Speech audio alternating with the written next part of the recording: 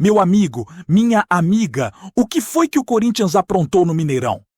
Não tem como começar de outro jeito. A sensação é de que o Corinthians que tanta gente vinha procurando, aquele Corinthians brigador de jogos eliminatórios, reapareceu com uma força quase assustadora. E parecia um time completamente diferente do que vinha sendo mostrado nos últimos 2 meses. Quem acompanhou as últimas partidas pelo Campeonato Brasileiro sabe que o rendimento estava longe do ideal. A intensidade tinha sumido e até aquela competitividade que empolgou no início do trabalho do Dorival parecia ter evaporado.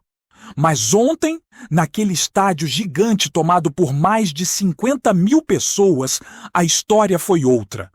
O cenário era de pressão pura para qualquer visitante.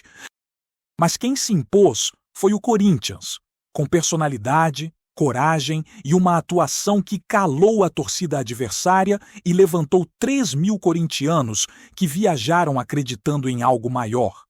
E não era simples acreditar, porque o Cruzeiro vivia um grande momento, vinha jogando bem o Campeonato Brasileiro e tinha uma das propostas mais difíceis de enfrentar no país. Transição rápida, aceleração pelos lados, um meio-campo que costuma controlar quase todos os jogos e uma dupla ofensiva que castiga qualquer vacilo.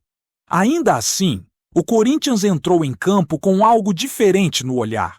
Desde os primeiros passes, dava para perceber que a ideia não era sobreviver ao Mineirão. A ideia era competir de igual para igual e, se desse espaço, ganhar o jogo. E deu espaço. Aliás, deu mais do que espaço. Deu um jogo inteiro de domínio, de imposição tática e de maturidade.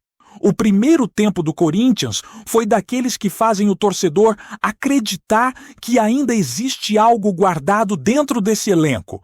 Algo que talvez fique escondido a maior parte do tempo. Mas que quando aparece, dá gosto de ver. O time controlou a bola com paciência, fez a marcação subir quando precisava, encaixou a pressão pelos lados e não permitiu que o Cruzeiro construísse suas jogadas preferidas. Nada de transição limpa para Caio Jorge, nada de corredor para as arrancadas que normalmente machucam qualquer defesa.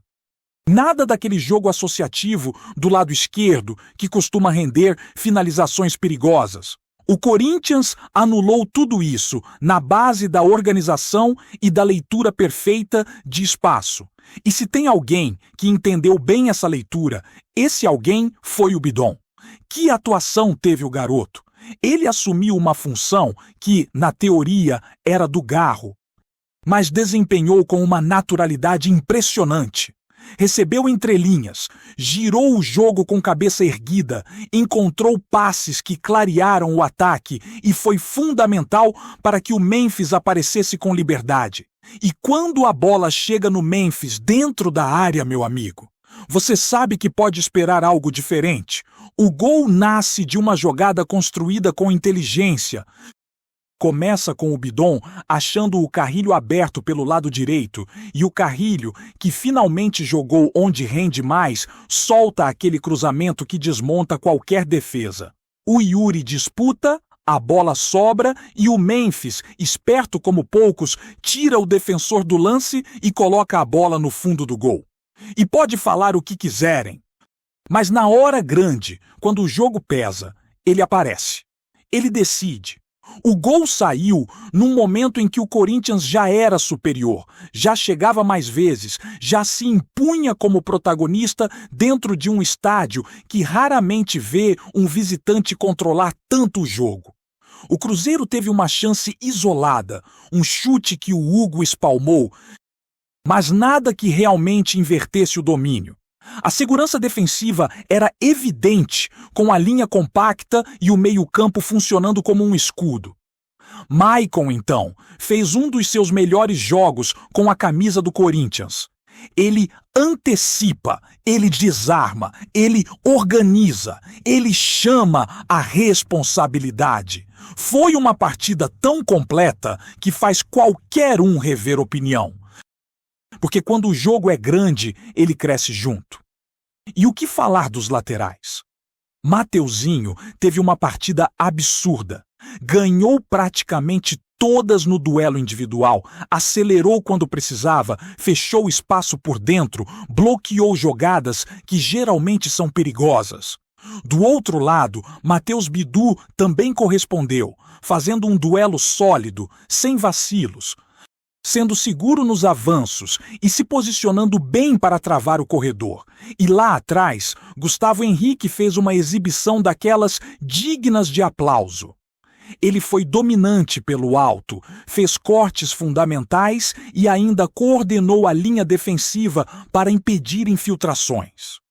Já o André Ramalho começou mais tenso, talvez pela falta de ritmo, mas se ajustou rapidamente e terminou a partida com muita confiança. No segundo tempo, o Cruzeiro subiu as linhas, aumentou a velocidade e tentou transformar pressão em oportunidades, mas o Corinthians soube administrar. A estratégia mudou. Se no primeiro tempo o controle veio pela bola, no segundo veio pelo espaço. O time baixou o bloco, fechou mais o meio, cortou linhas de passe e deixou o Cruzeiro rifar a bola para dentro da área. E quando a bola ia para a área, lá estava o Hugo. E como esse goleiro gosta de jogo grande? Ele chamou a responsabilidade, interceptou cruzamentos, pegou cabeçadas difíceis e deu segurança para a defesa respirar. Mesmo defendendo mais, o Corinthians não deixou de atacar. Entraram Vitinho, Garro e Angileri, cada um com uma missão específica. O Vitinho quase marcou um segundo gol, o Garro segurou a bola com personalidade e o Angileri completou uma linha mais sólida no fim para travar qualquer tentativa de pressão exagerada. Se alguém esperava que o Corinthians iria renunciar ao jogo, se enganou. Houve defesa, claro, mas houve também inteligência para aproveitar cada espaço que aparecia. O final do jogo teve aquela tensão natural de mata-mata, mas nada desesperador. O Corinthians não sofreu um bombardeio, não viveu uma sequência de lances de desespero. Sofreu o normal de quem está vencendo fora de casa e, mesmo assim, com muita organização. O plano do Dorival foi executado do início ao fim com precisão. Ele montou um time para competir e o time competiu. Ele montou um elenco para entender o tamanho do confronto e o elenco entendeu. E se tinha alguém desconfiando, ontem teve resposta. A cada minuto que passava dava para ver que aquele Corinthians dos melhores momentos da temporada tinha voltado. Corajoso, intenso, copeiro, pronto para brigar com qualquer adversário. E dentro da Copa do Brasil, então, parece que o Corinthians vira outro time.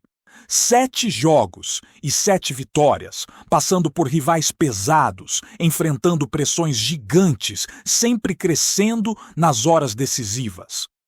É como se o torneio ativasse uma versão especial do elenco, uma versão que não tem medo de cenário nenhum e joga todos os minutos como se fosse final. E depois de tudo o que aconteceu no Mineirão, a repercussão não poderia ser diferente. O Corinthians voltou para São Paulo carregando uma atmosfera de confiança que parecia esquecida. E isso não veio só pelo resultado, mas pela postura que o time adotou num ambiente tão hostil. Até mesmo o Dorival, que costuma ser sereno nas entrevistas, deixou transparecer a satisfação com o desempenho coletivo.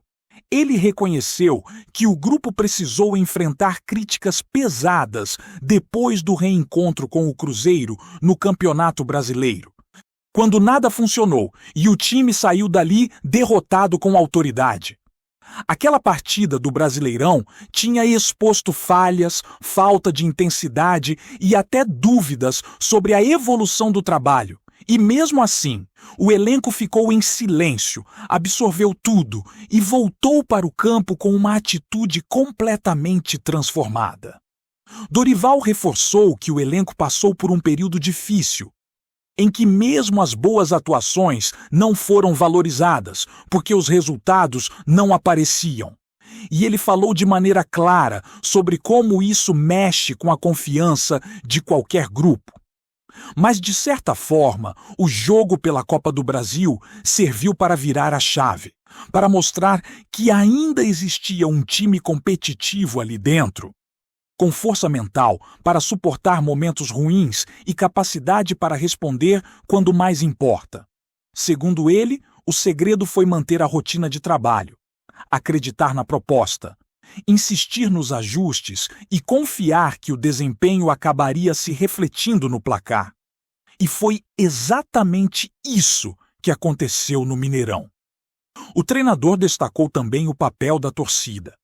Tanto a que empurrou o time na arquibancada, quanto a que ficou em São Paulo acompanhando de longe. Ele comentou como aquele grupo de 3.000 torcedores conseguiu transformar um estádio de mais de 50.000 pessoas num ambiente dividido, porque toda vez que o Corinthians encaixava uma jogada, o barulho acontecia como se fosse na arena. E isso não passou despercebido pelo elenco.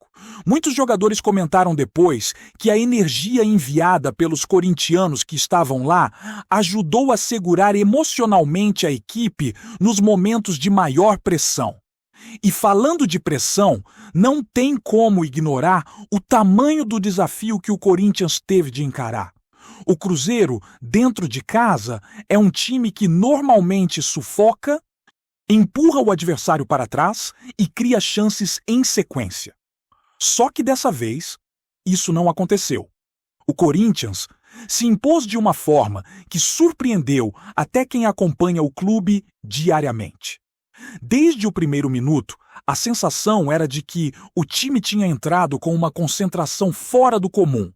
O meio-campo, que tantas vezes sofreu para se organizar, estava alinhado, compacto, ganhando divididas, impedindo que o Cruzeiro construísse o jogo por dentro. Lucas Romero e Lucas Silva, que costumam controlar a posse, não tiveram espaço para conduzir. Matheus Pereira, normalmente muito decisivo, foi bem marcado e só conseguiu arriscar um chute que parou nas mãos seguras do Hugo. As transições rápidas, que são uma das principais armas do Cruzeiro, não existiram porque o Corinthians ocupou todos os espaços com uma disciplina tática impressionante. A cada avanço do Cruzeiro, parecia que o Corinthians estava sempre com um jogador a mais no setor da bola. E isso não acontece por acaso. Isso é trabalho de leitura, comunicação e posicionamento. E quando o time acerta esse tripé, fica difícil para qualquer adversário impor sua estratégia. Foi assim no Mineirão.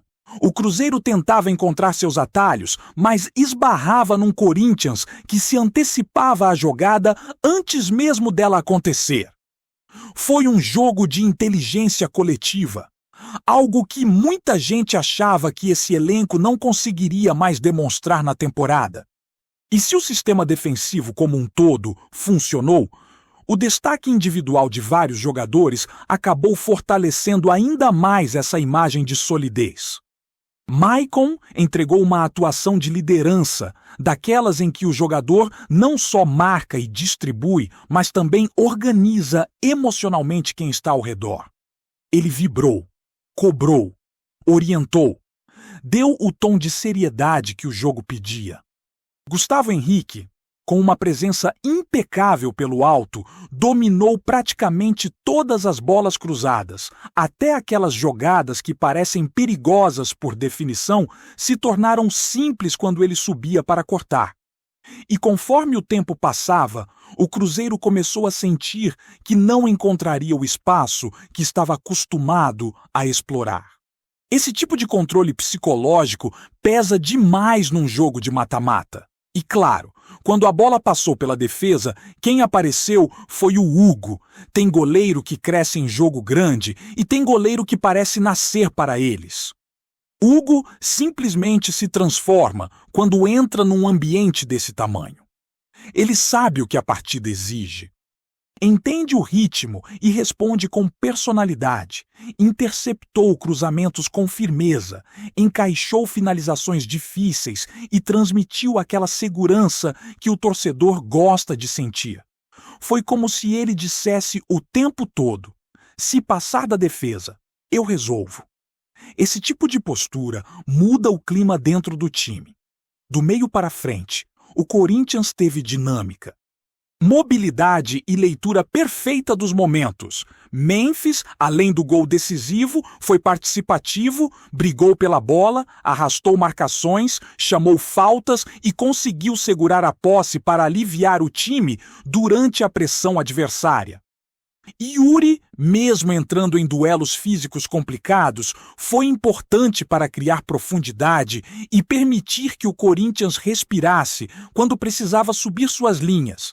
Pidon, então, ocupou o papel de protagonista silencioso. Sem fazer firula, sem exagerar, apenas entregando o que o jogo pedia. Ele entendeu a responsabilidade, acelerou a transição quando tinha espaço e desacelerou quando era necessário. E é impressionante como ele amadureceu em tão pouco tempo. Carrilho, que ao longo da temporada sofreu com lesões e com mudanças de função, finalmente esteve naquela posição em que rende mais e mostrou por que tantos treinadores confiam no seu potencial. Ele deu amplitude, atacou o corredor, voltou para recompor e, claro, construiu a jogada do gol com um cruzamento primoroso. Era exatamente o tipo de movimento que o Cruzeiro não estava conseguindo marcar. Pelos lados, tanto ofensivamente quanto defensivamente, o Corinthians foi impecável. O que mais chamou a atenção foi o comportamento do time depois do gol.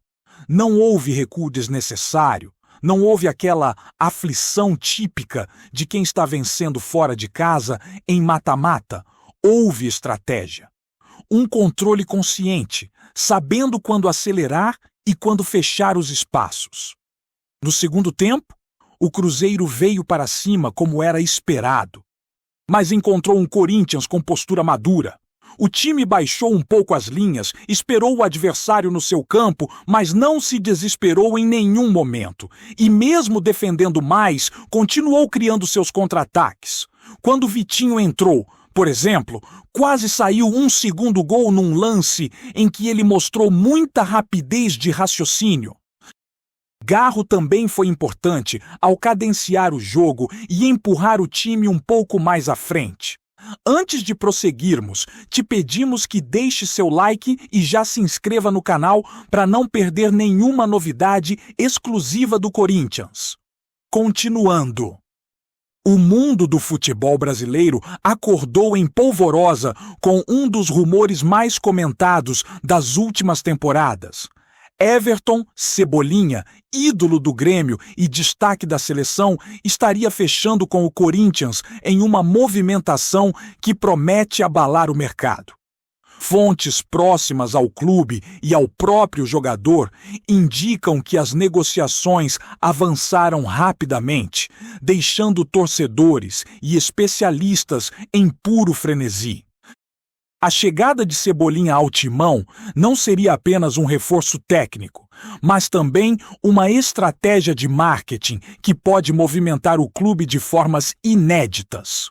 Considerado um dos pontas mais explosivos do país, o jogador se destaca pela velocidade, dribles desconcertantes e faro de gol. Características que poderiam transformar a equipe alvinegra em uma das mais temidas do cenário nacional. Nos bastidores, comenta-se que a diretoria corintiana fez um esforço financeiro expressivo, entendendo que investir em uma estrela de grande apelo popular é também consolidar uma imagem de força e ambição.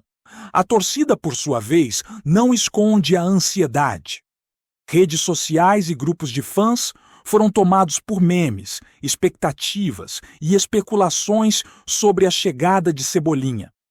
Alguns apontam que sua química com o elenco pode ser imediata, enquanto outros destacam a pressão por resultados instantâneos, algo que costuma acompanhar grandes contratações. Entre jornalistas esportivos, há um burburinho constante. Se isso se confirmar, o Corinthians não estará apenas comprando um jogador, mas um símbolo capaz de mexer com o coração da torcida e com o mercado de transferências. Curiosamente, o próprio Cebolinha ainda não deu declarações públicas sobre a transferência, aumentando o clima de mistério. Sua saída do Grêmio, embora comentada há meses, agora parece ter se concretizado, deixando especulações sobre o futuro do clube gaúcho e sobre o impacto que a perda de um de seus principais nomes pode causar. Rumores indicam que a assinatura do contrato teria sido acompanhada de negociações sobre bônus, direitos de imagem e cláusulas de performance, detalhes que evidenciam a magnitude da operação. Enquanto isso, analistas tentam decifrar como o Timão irá encaixar o talento do atacante em seu esquema tático. Alguns sugerem que sua presença pode abrir espaço para novas estratégias ofensivas. Outras acreditam que sua versatilidade permitirá que seja usado em diferentes posições, mantendo o adversário em constante alerta. O certo é que, independente do desfecho imediato, a possível chegada de Cebolinha já gera notícias, debates e uma verdadeira febre entre os apaixonados por futebol. O burburinho está lançado e, se confirmado, promete redefinir o cenário esportivo do país, colocando o Corinthians em evidência nacional como nunca antes. Apresentamos as últimas notícias do Corinthians diariamente. Inscreva-se no nosso canal e deixe o seu like para continuar recebendo informações exclusivas. Não se esqueça de compartilhar a sua opinião sobre essa notícia nos comentários, pois sua participação é crucial para o Corinthians. Até o próximo vídeo. Fiel!